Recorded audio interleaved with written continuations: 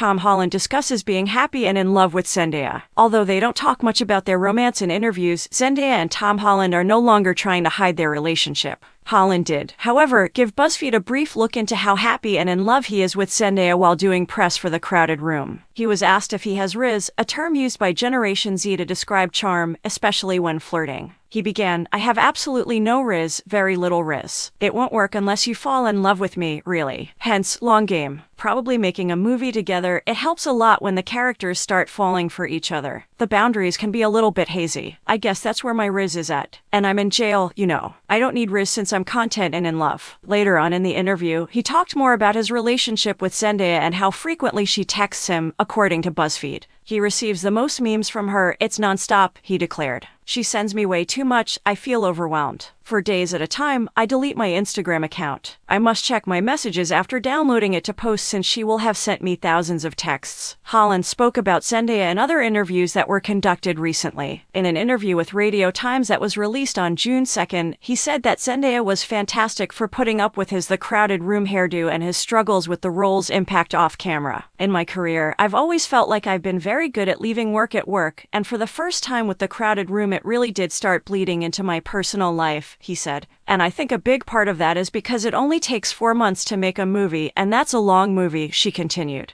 "However, it took me 10 months to play this character nonstop in The Crowded Room. There were times when I actually felt like I was changing into him. Of course, I also wore that insane hairdo." He said, "I would see him and myself in the mirror when I got home from work. So, it did take some time for me to figure out how to get Tom up, put him to bed, and then move on with my life and be myself. But once I did, I was really content and in good health. I also had bangs at the time. It must have been difficult for Zendaya to deal with me looking like that for 10 months. I don't like how dark my hair is. I absolutely appreciate how my hair is somewhat red, like my mother's. Yes, it was difficult."